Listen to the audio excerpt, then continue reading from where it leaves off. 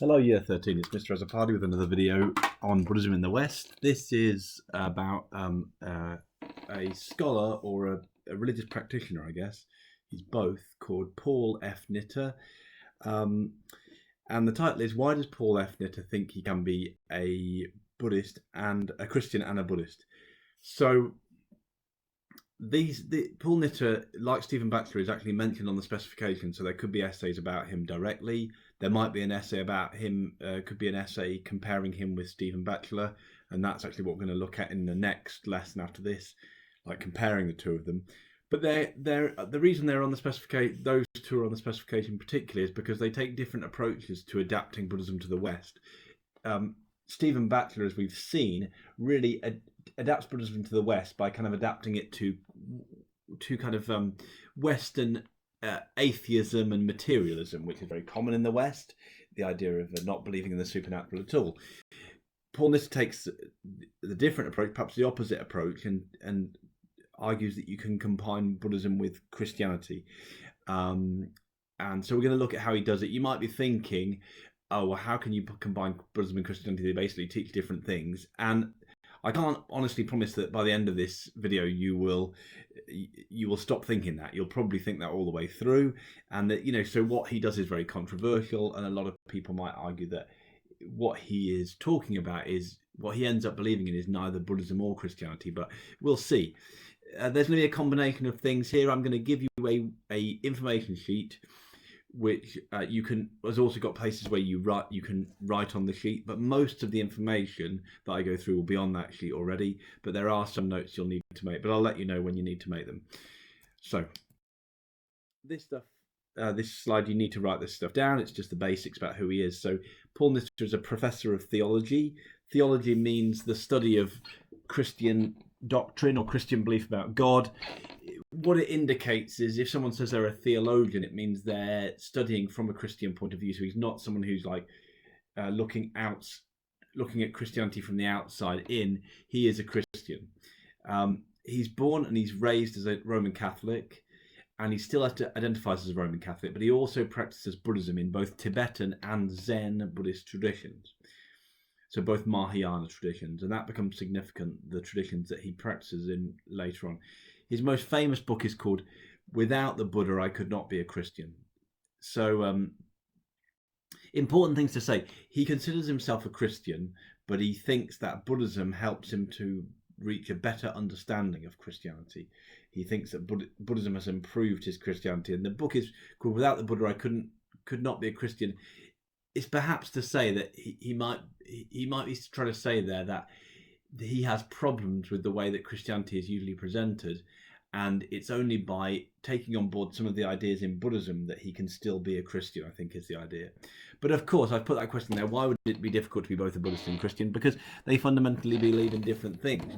Do you believe that you go to heaven or hell when you die, or do you believe in rebirth? Those seem to be very different things. Do you believe that the ultimate reality in the universe is God, or do you believe that there is no God, and that we're aiming for this thing called Nirvana? Well, those things seem different, and we'll see how Paul Nitter combines them as we go along. So this is all on your information sheet that you should have downloaded. So I'm just going to read it through. You might want to annotate as we go through if there's anything that I add, but I'm just going to read it through. So he starts by identifying some similarities between Buddhism and Christianity. We've already said there are some differences, but here are some similarities. Firstly, both Christianity and Buddhism teach that there is an ultimate thing within their religion, the ultimate thing within their religion, which is either Nirvana or God, is beyond words. So you can't adequately put it into words. Nirvana, it's supposed to be, you can't really know what it's like or describe it properly until you've experienced it. And God, we're supposed to be transcendent. That's beyond our understanding. Secondly, as a result, alongside a tradition of using words to describe ultimate truths, both have at times developed traditions which are suspicious of the use of words to describe the ultimate nature of existence. This is something actually we'll look at when we move on to the Year 13 philosophy stuff, which will be soon. But yeah, that in fact that's the main focus of the Year 13 philosophy stuff, is religious language, basically how we can use language to talk about God, um, a God who is transcendent. And yeah, in Christianity, although yes, there's lots of words written about God in the Bible and elsewhere, there are also a rich tradition in Christianity of saying that actually it's very difficult to use language to talk about God. I think in GCSE even we mentioned the via negativa, and I think we've mentioned it a little bit at A level. I think we talked about it once when we talked about Nirvana. So the via negativa is the idea that the negative way, the idea that we can only describe God through negative means by what he's not, because we don't really understand what he is like. Okay, with those similarities in mind, we've got to talk about Paul Tillich. Paul Tillich is actually someone we're going to look at in philosophy, but he is someone who has had a big influence on Paul Nitter, and really his ideas about religious language and how we use religious language come from Paul Tillich. So Paul Tillich was a very famous, I think he's German theologian, Christian writer. He was German, but he lived a lot of his lifetime in America, became famous in America. So he's very influential and famous. He would probably be considered like a liberal Protestant. So he said this: the Christian God is said to be transcendent and beyond space and time. Such an incomprehensible, timeless and spaceless God is very difficult to describe using our language. For example, how can we say he is powerful and loving when we only know what these things mean for beings within space and time? So, if we said a person was loving, we would know what that meant, because it means something like they are able to, what's the word? They are able to, that they will respond to people in need if they're loving. If someone's in need, if they're suffering, that person will try to help them. If we say someone's powerful, that means that they can do certain things.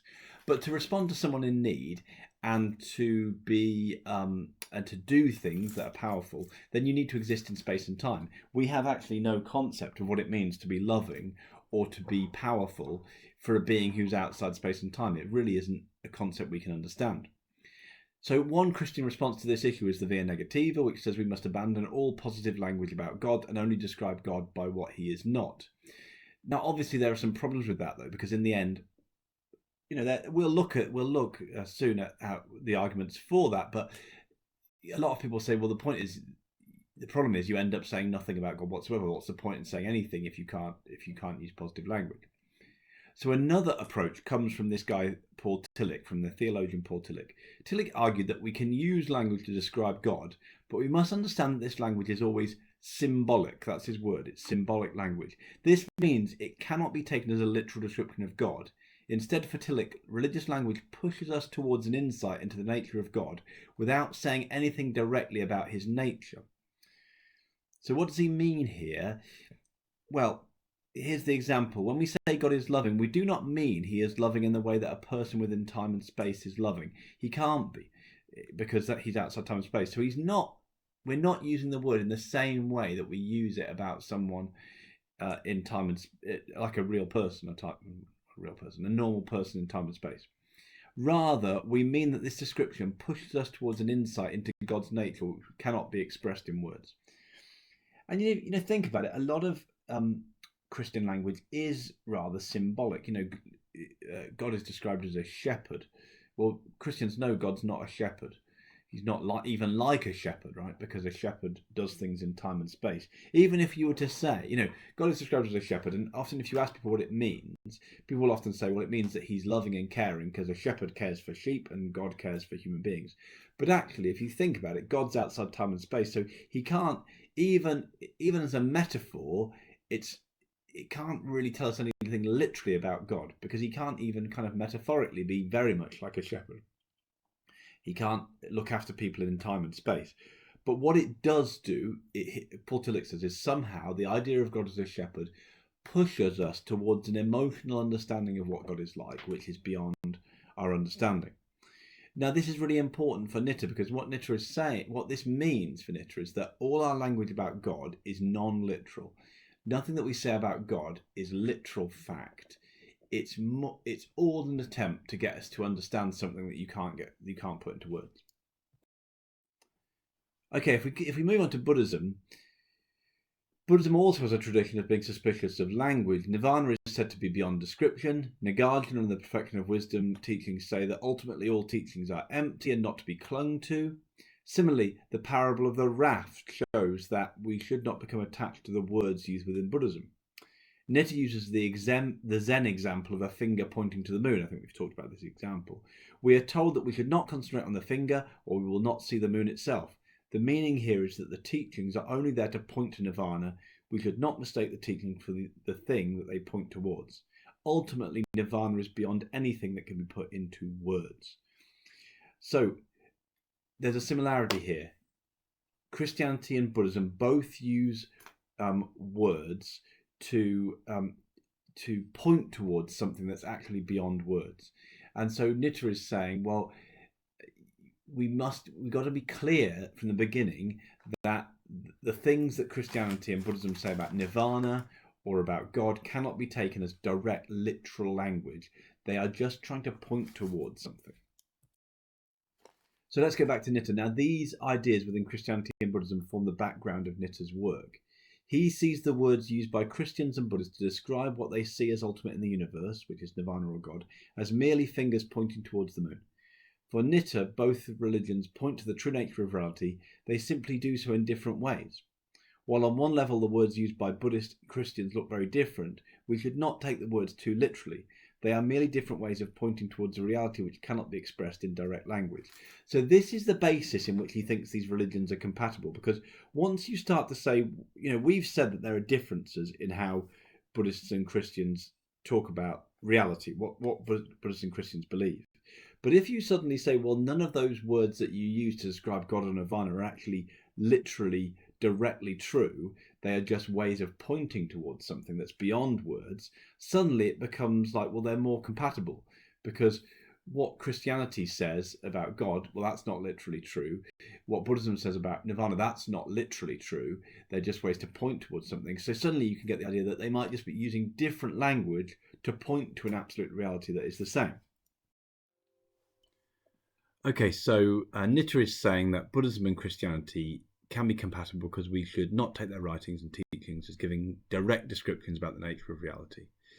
Are there any problems with this view? How might Nitta be criticised? So I'm going to go through a couple of some basic criticisms of him so far. We haven't actually looked at any of the specific beliefs yet, but just the concept behind his beliefs could be criticised. And this isn't on your sheet, so you might want to make some notes here. So the problem, I would say, is Nitta ignores the fact that Buddhism and Christianity actually say very different things about the nature of reality. Is there a creator God or not? Buddhism says no. Christianity says yes. Is the ultimate reality a personal being, like Christianity says, or the realization of Nirvana? Those are two very different things. Now, Nitta kind of says that those differences aren't very important because he says that actually nothing that Christianity and Buddhism says about ultimate reality is direct and literal. It's all just a way of pushing you towards an experience of that reality. But the problem is that is not how the Buddhist and Christian traditions have seen things. Yes, there is a tradition within both traditions of saying that ultimately God or Nirvana is beyond something we cannot completely know. But they do have a tradition of saying some actual facts about God and Nirvana and what the universe is like. If everything that Buddhism and Christianity said is not literal, then ultimately we could say, well, they don't really say anything at all. They haven't really got any teachings because they're all everything is just a metaphor. There's no literal teachings at all. So this is the problem, and it should become clearer as you go through how this is a problem, because as we go through, I think people tend to become increasingly exasperated. In fact, one of my previous students actually emailed Paul Nitta to complain, well, not to complain, but to ask him how he could believe this stuff, and he got a reply, which is interesting. Okay, let's start to look in more detail, because it might, if things are confusing now, it might become clearer as we go through. So before we get into the teachings, the actual beliefs he has, a bit more on religious language. Why do words matter? So all of this does not mean that Nitta thinks religious language is unimportant. In fact, he thinks it's very important to use language carefully. So just because he thinks language is not direct or literal religious language, he still thinks it's important. Essentially, his book is an attempt to address problems that he has with the way in which Christianity talks about God, the afterlife, and so on, by using Buddhist ideas and concepts.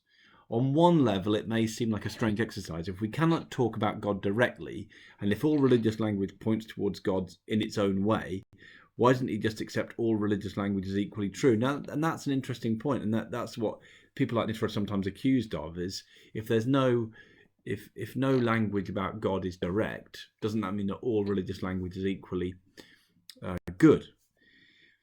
But Nitter wants to say that there are better and worse ways to use language when talking about religious issues. Some ideas and concepts are more positive than others. Exactly what makes some concepts better than others for Nitter is not always clear, but in part he wants to suggest that the best religious language is the language that helps us to live in the best way. So he wants to say, yes, none of this language is literally true, and so in that sense, you can't say that this way of talking about God is correct and this other way of talking about God is incorrect. But what you can say is that some ways of talking about God lead to better lives, lead to people living in a better way, lead to greater happiness than others. So just to be clear before we move on, Nitter is a Christian, but he thinks all Christian language is about God is symbolic. This includes the stories of Jesus' miracles, the resurrection, and so on. These parts of the Bible, like the book as a whole, should be seen as a finger pointing towards the truth about God, not as literal facts. Nitter thinks that all religions contain language that helps us to experience and understand God. However, he does not think all language is equally good. Some kinds of religious language are better than others. Okay, so let's go on to the issues. Nitter looks at a number of issues within Christianity which he thinks could be spoken about more fruitfully using dialogue with Buddhism. These issues include, number one, the nature of God, and number two, heaven and hell. And those are the only two we're going to look at. We're going to look at them in some detail, especially the nature of God. So Nitter has two problems with the Christian view of God, and he thinks both of them can be addressed using Buddhism. The first is the idea of God as completely other. So Nitter struggles with the traditional Christian idea of God as utterly other than, means utterly different from, and separate from humanity. Christian theology has traditionally seen God as completely separate from his creation and as entirely self-sufficient, i.e., he depends only on himself and does not need to create the universe. That's always been something that's said in Christianity. He created the universe, but God does not need that universe. For Nitter, this God seems too cold, distant, and external. The first thing he sees in Buddhism that can improve this language is the emphasis on the need for religious experience. Enlightenment is something that everyone must experience themselves. Nitter thinks Christians could learn from this and place more emphasis on experiencing God. So there he's saying, that rather than having this God who's completely separate from us, the idea of we have to experience the ultimate reality is good for Christians because it gives you a sense of God being close to you. More controversially than that, Nitter argues that when Christians talk about God, they can fruitfully use some of the concepts and language that Buddhists use to talk about Nirvana. Now, Nitter is aware that Buddhism does not usually talk about God. However, he argues that some Buddhist terms are referring to the same thing that Christians refer to when they speak about God. Nitter points to terms like Buddha nature and Dharmakaya, Dharmakaya being the ultimate body of the Buddha within the Trikaya, the three bodies of the Buddha in Mahayana Buddhism, which suggests that there is an ultimate reality that lies behind and within all beings. So this is important. He's talking about particular teachings in Mahayana Buddhism which say that there is this ultimate reality, sometimes expressed as a kind of unchanging, fixed ultimate reality. He also makes use of the term emptiness and interbeing, a word used by Thich Nhat Hanh to describe how all things in the universe are related to each other through the truth of dependent origination. So Thich Nhat Hanh often uses this idea. We encountered it a little bit when we looked at environmentalism, the idea that all things are linked because everything has a cause, and when you take that cause away, that thing disappears. It means that everything in the universe is connected to each other through a system of causes. Now, while many Buddhists would struggle with the idea that these terms are describing anything like the Christian God, Nitta argues that God can be usefully described as the energy which exists in the interrelation of all things, and especially in the compassion that arises when we realise we are not separate selves but interrelated beings. So this is very difficult to take on board, most principally because it's very different to how any Buddhist or any Christian would talk. But what he wants to say is he doesn't want God to be something completely separate from us. He wants God to be something that exists in the relationship between people, in the relationship between living beings, in that interrelationship, and in the compassion that exists in that relationship between living beings. He thinks that is a better way of understanding God than God as some being that exists outside of us. Nitta feels that Christians can benefit from seeing God not as completely other from his creation, but as existing within the interrelatedness of all things. Here, God stops being distant and cold and instead becomes something that is at the heart of creation and something that is full of compassion. Nitta argues that these ideas are not completely absent from Christianity. In the Bible, it's taught that God is love, a quote which Nitta takes to mean that God is the compassion arising from a realization of interbeing. In addition, many Christian mystics in the past have described their experiences as union with God. This can be linked to the idea of God as existing within human life and relationships, not separate from it. So there's a lot to take in here, really. I think, it's a really difficult concept that he's trying to get across. Maybe because it's false. I mean, that's definitely an option to say that he's not right here. But that's the idea: is that yes, Buddhism, in some forms of Buddhism, you have this idea that there is some kind of absolute reality, like Buddha nature and Dharmakaya. So you can see the link with God there. When I say absolute reality, I mean some kind of unchanging, fixed reality that you kind of get into contact with when you reach Nirvana, and you can there's definitely a link there with the idea of God, because God is this unchanging, fixed reality. Then he talks about this idea of interrelatedness and things, everything being linked. And again, in some forms of Buddhism, that idea of all things being connected is an important idea. And yes, the idea of compassion is an important part of Buddhist teachings about Nirvana, that people who reach Nirvana are full of compassion, and that interrelatedness, the way we're linked to other beings, should cause us to feel compassion towards those beings. So all those things are there in Buddhism, but Buddhists would not use them as ways to characterize God. That's the difficult thing. Okay, the second thing Nitta talks about. Nitta also struggles with the traditional Christian view of that God is a person. He is wary of Christian language that anthropomorphizes God. That means, anthropomorphizes means treats God like a human being. So anthropomorphizes God and turns him into simply a very powerful version of a human being. To Nitta, this seems to diminish God and to present problems. If God is a person, why doesn't he stop evil? That's a big issue he has, the problem of evil. If God is like a big person, why doesn't he stop evil? Now, Nitta is aware that Buddhism tends to see absolute reality, Nirvana, as completely impersonal, as not a person at all.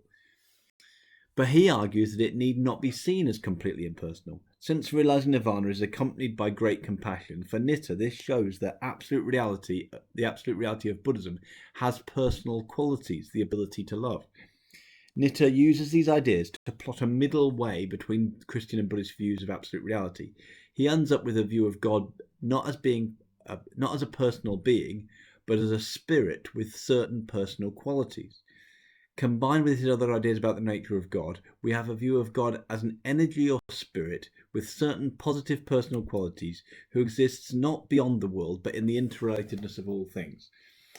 So it's quite an interesting thing, right? Because on one side, he wants to criticize the idea that God is completely different from human beings, but then he also wants to criticize the idea of God as a person.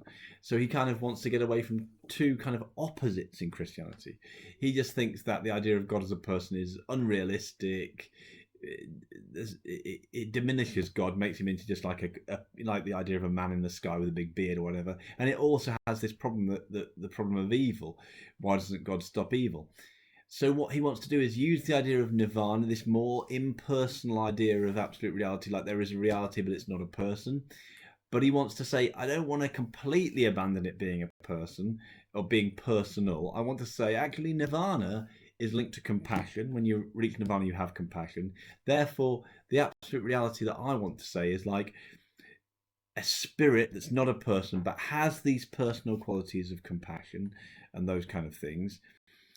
And it's not completely separate from people, but it exists. It's a spirit of energy that exists, not beyond the world, but in the relatedness of all things.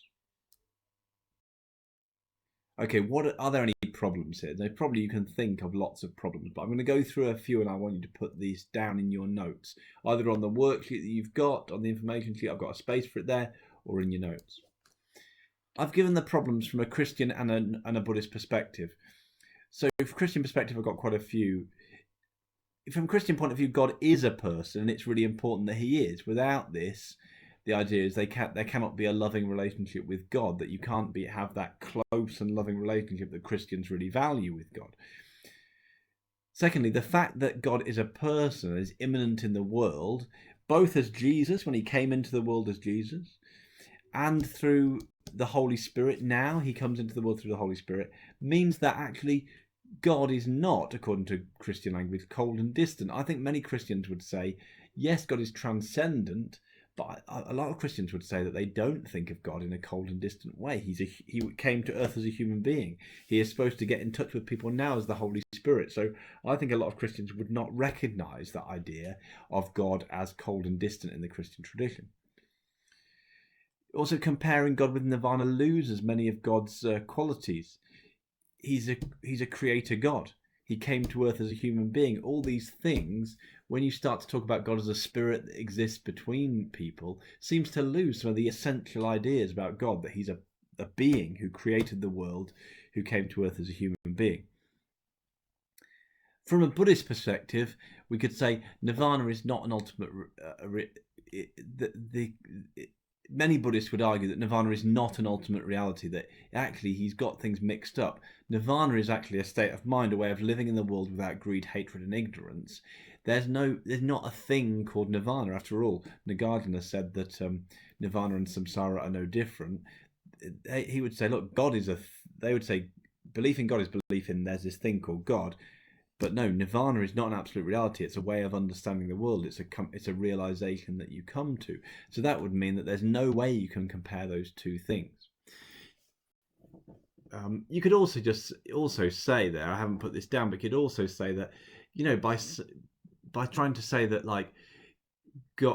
God is the energy of the interrelatedness of all things. Yes, Buddhism believes in interrelatedness, but interrelatedness is not what Nirvana is. He's kind of taking these concepts from Buddhism here from everywhere, interrelatedness, compassion, all these different things, and kind of saying, well, all of these are referring to God or Nirvana or the ultimate reality. He's just kind of picking and choosing what he wants from Buddhism, but not using it in the way that Buddhists would use it. For more on this, we can talk about the work of the ideas of the guy called Peter Feldmayer, who's another Catholic theologian who's also studied Buddhism, and he questioned Nitter's interpretation of Buddhism. He argues that Nitter is saying that there is a really existing ultimate reality in Buddhism which can be compared to God. However, for Feldmayer, the Buddha did not teach this. Nirvana is insight into the nature of the world, not an absolute reality. Feldmayer says that Nitter's interpretation of Buddhism sounds more like Hinduism than Buddhism. Hinduism, which comes from Brahmanism, which we've studied, has this idea that there is this ultimate reality called Brahman, and that to reach moksha, their equivalent of nirvana, you have to become one with this ultimate reality. But Feldmayer says, well, Buddhism doesn't teach that. Buddhism teaches that you get to nirvana by just understanding, having that insight into the nature of the world, not by coming into contact with a thing. Now, for our purpose, the differences in their views may reflect the fact that Nitter and Feldmayer studied different forms of Buddhism. Feldmayer studied Theravada, which does not usually speak about nirvana in terms of an absolute reality. Sometimes, but not usually. Nitter studied Tibetan and Zen Buddhism, which has a stronger tradition of talking about nirvana in positive terms. So, like things like Buddha nature and the Dharmakaya, in those Mahayana forms of Buddhism.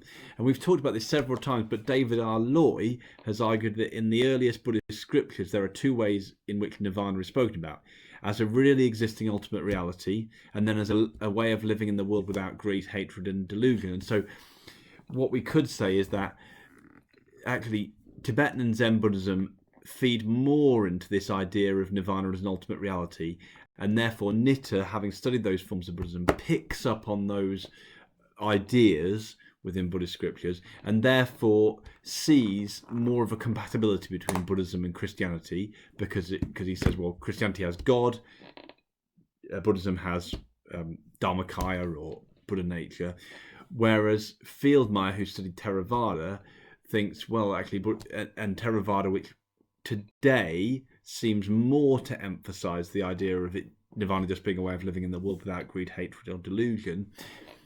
That would mean that Fieldmeyer would think it was strange to think that there was anything in common between God and Nirvana. I hope that makes sense. That's kind of going into more detail, but it is a good point to use in an essay to kind of say there are bits in Buddhism that might have something in common with what Nitta is talking about, but there are also other parts of the tradition which would seem to have nothing in common. Okay, we're going to go into issue 2, life after death. So, Nitta finds traditional Christian teachings about life after death difficult to accept for a number of reasons. So here's the 4 reasons he gives. 1, he says the teaching of an eternal hell seems incompatible with the teachings of the God that is all loving and all forgiving. So he doesn't like that idea. 2, he feels that the idea that we must be good because of the threat of eternal punishment is damaging to people's mental health. So he thinks it's just not healthy to believe in hell as a reason for doing good, because it ends up with just terrible guilt. 3, he finds the traditional Christian view of eternal life confusing because it suggests that beings who in life constantly change both physically and mentally, will be created in a somehow fixed and essential form after death. So he says, if we're going to have an eternal life forever after death, it doesn't really make sense, because we are actually constantly changing people. There's nothing fixed about us. We're always changing.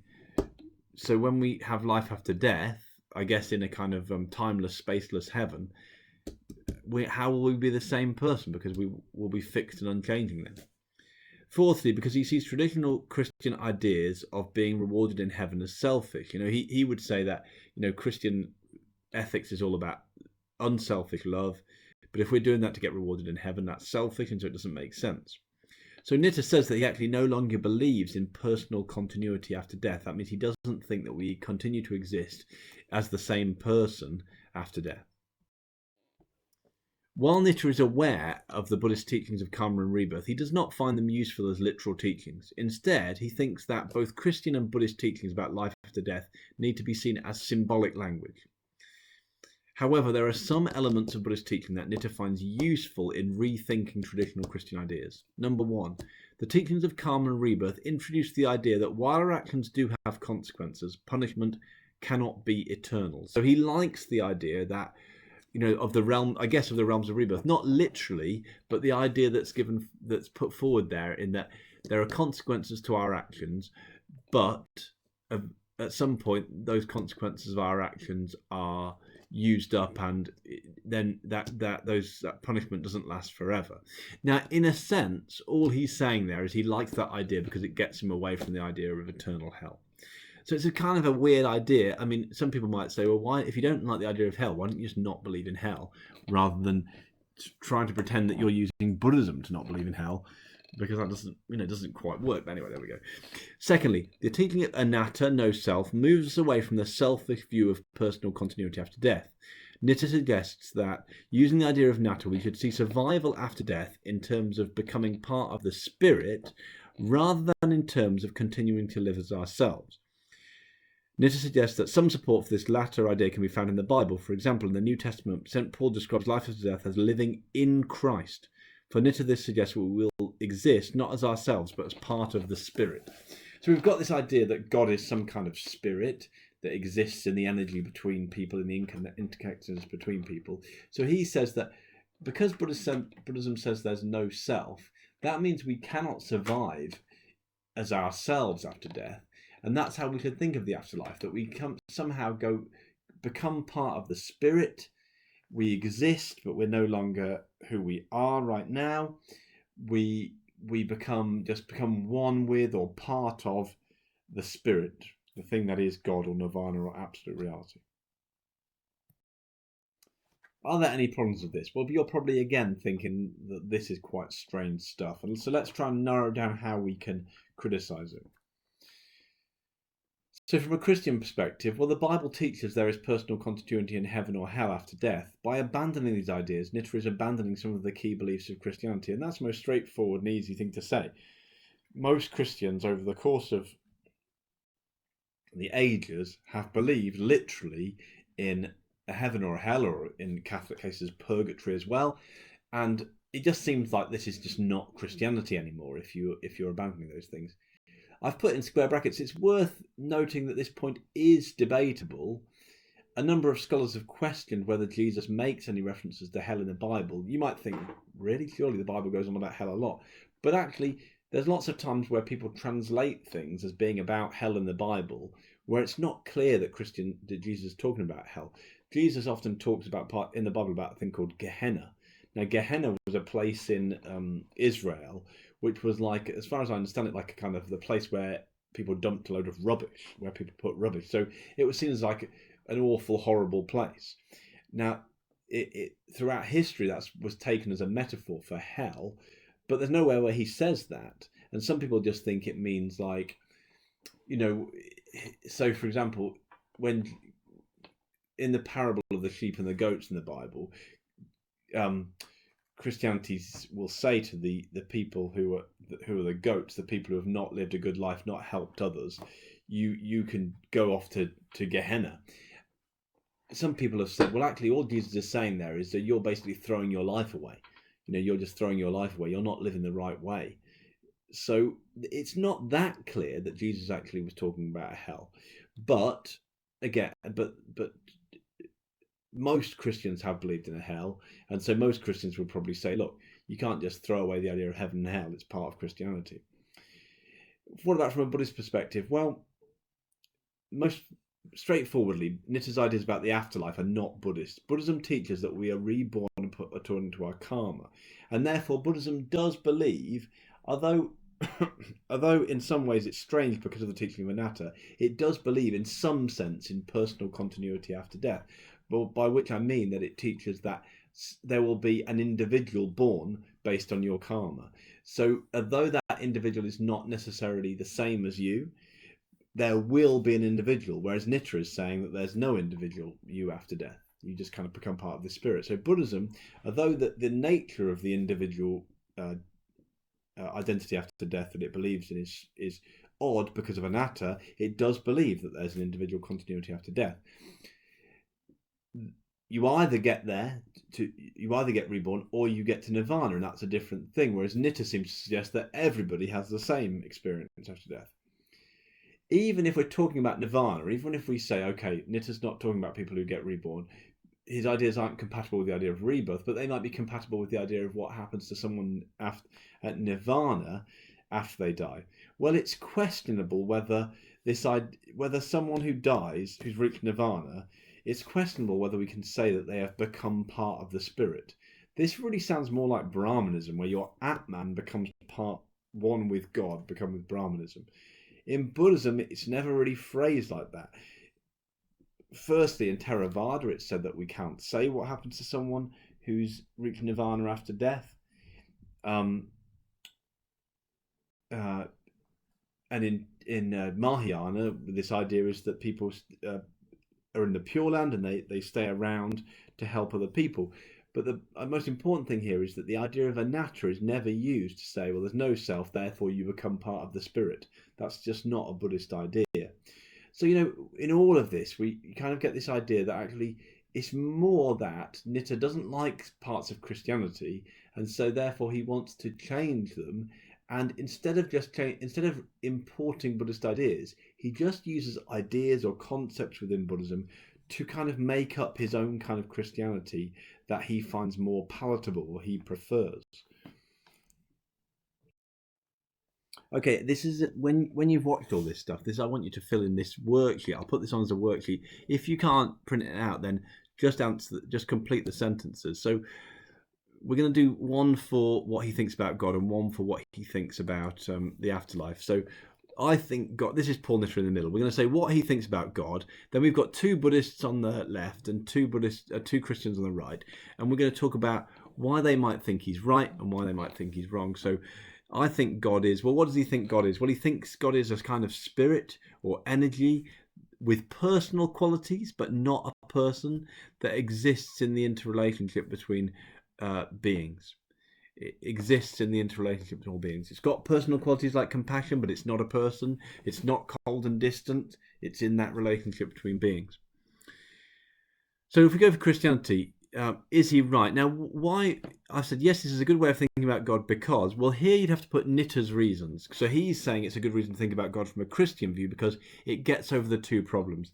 That God is, the idea of God as completely distant from humanity is bad because that God is too cold and impersonal and distant. And the idea of God as a person is bad because it's too anthropomorphic and it reduces who God is and it raises the problem of evil. What about for the no? Why is it a bad way of thinking about God? Well, the things I've put down already, right? The idea of God as a person is essential in Christianity. That most Christians would not want to get rid of that idea of a personal God.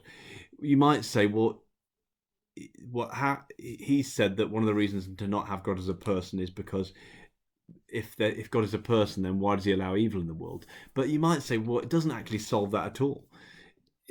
Whether he's a person or not, or a spirit, presumably he still believes in a creator God, so it still doesn't make any sense that he allows evil in the world.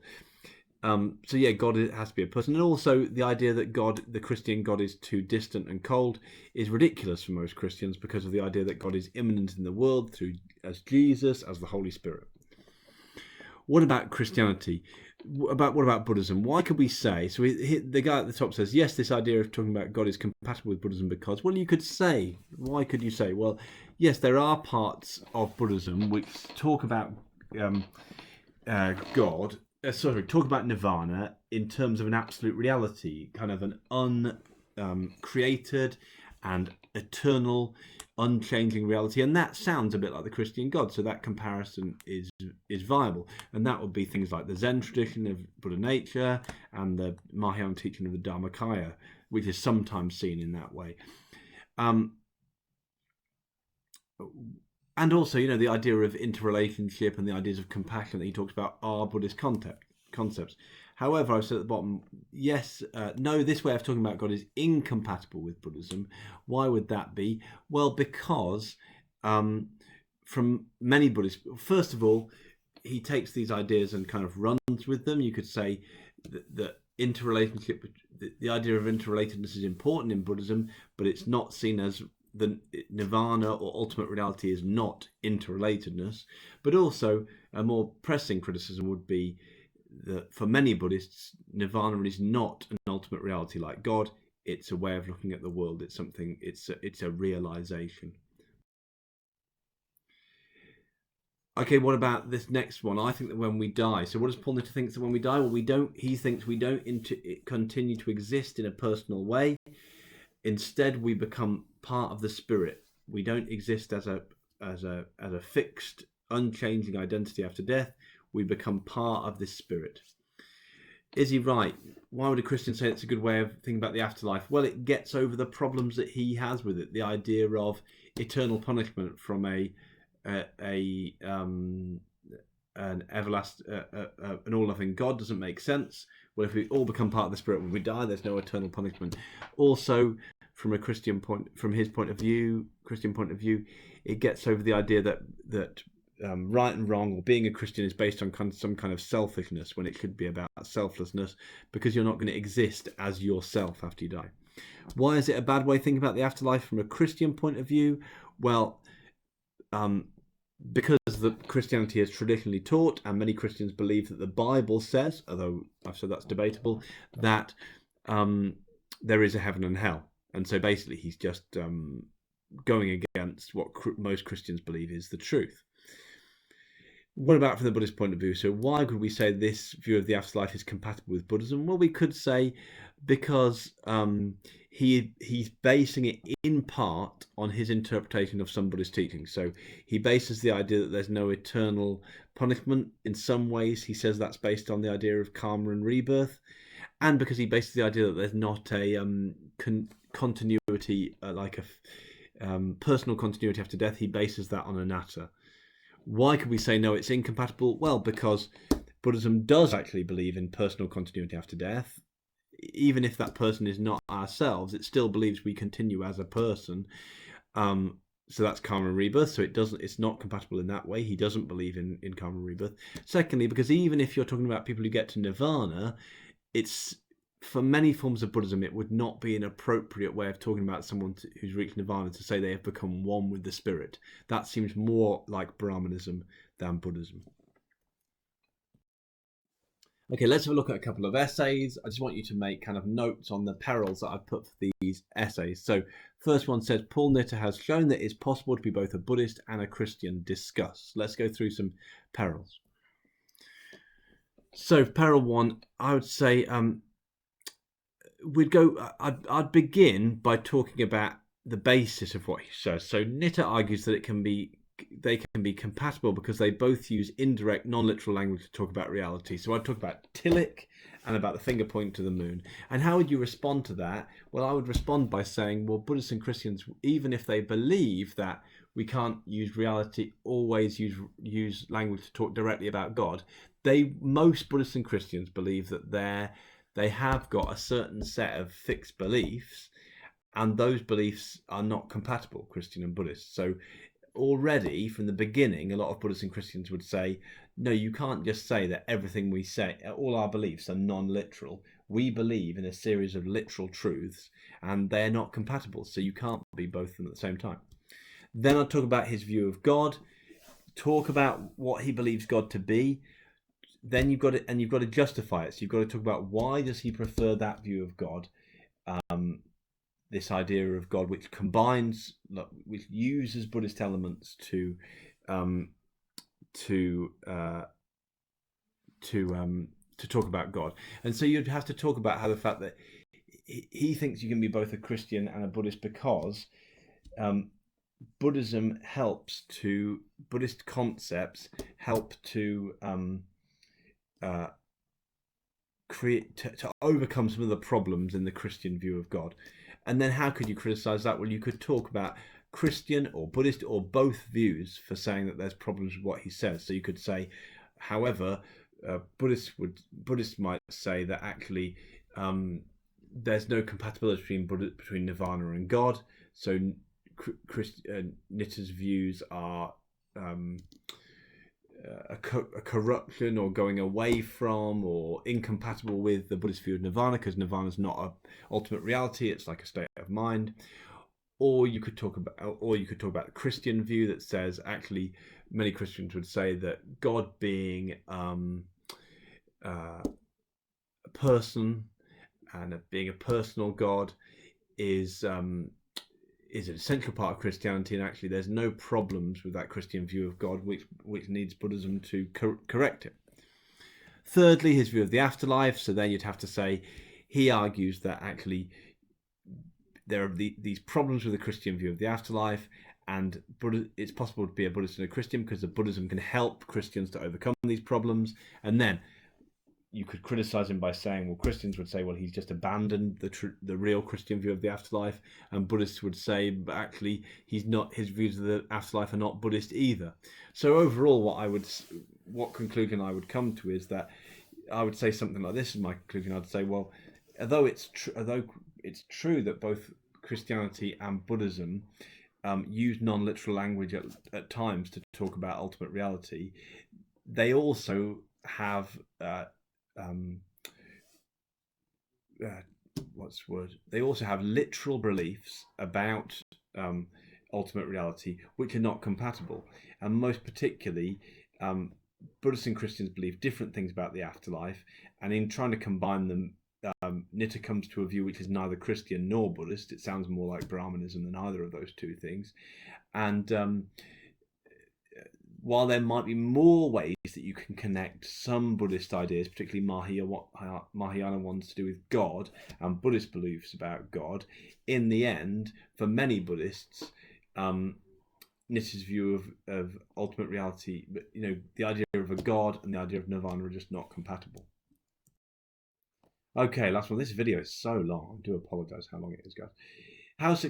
Here's another thing you could be asked. How successful has Nitta been in his attempt to adapt Buddhism in the West? So I would just talk first about the two issues we've looked at. Here's how Buddhism adapts. Here's how Nitta adapts Buddhism when he talks about God. Explain it through. The thing I would do here is, because the focus is on adapting Buddhism to the West, I would focus when your criticism on the Buddhist criticism. So why would some people say that Nitta's use of Buddhist language to adapt Christian views about God is unsuccessful from a Buddhist point of view? So here I'd focus on the fact that many people would argue that Buddhism is not an ultimate reality, so that when Buddhists talk about Nirvana is not an ultimate reality. So when Buddhists talk about Nirvana, they're not talking about a thing in the way Christians are talking about God. They're not talking about a reality. They're talking about a way of looking at the world, and therefore, fundamentally, the idea of God and the idea of Nirvana are unrelated. His view of the afterlife, again, we want to criticize it from a Buddhist view. So explain what he says about the afterlife and why he thinks it's useful. When you're talking about his reasons for having these views, stress the Buddhist aspect of it. Stress that he thinks that actually he's incorporating real Buddhist teachings into his Christianity here. But your criticism obviously is going to be that his teachings really have nothing to do with Buddhist views about the afterlife. He just uses these odd concepts that he's found within Buddhism to create his own idea about the afterlife. My last peril here, and this is what we're going to get onto a bit more when we look at Nitta and Batchelor, is, well, if we take a broader view of this, beyond what he says, he has tried to adapt Buddhism to the West by combining Christianity and Buddhism. Now, from one point of view, you could say, yes, that's a successful way of adapting Buddhism to the West, because this is traditionally a Christian culture. And so by combining Christianity with Buddhism, you kind of present Buddhism in a way that's more accessible to people in this culture. However, this, on the other side, you could say actually much more successful is Stephen Batchelor's ideas, because although we're traditionally a Christian country, we're a very secularized country. Church attendances are falling. The number of people believing in Christianity is going down. And therefore, perhaps it's strange that at the time when Christianity seems to be dying away, that Paul Nitta is then saying, oh, let's combine Buddhism and Christianity. If we were talking about how successful an attempt to adapt Buddhism to the West is, surely it's much more successful, or makes much more sense to do what Batchelor has done and combine Christianity with the kind of secular, non-religious, scientific, materialist worldview that many people in the West have today. So that'd be another way of thinking about things. So see what you can do about this. I know this is a very difficult topic, and it's not one that I really relish doing on a video. I'd much rather we were in class talking about it. But yeah, see how you do with this stuff. And any problems, let me know. But we will come back to it when we compare with Stephen Batchelor. Okay, thanks, guys.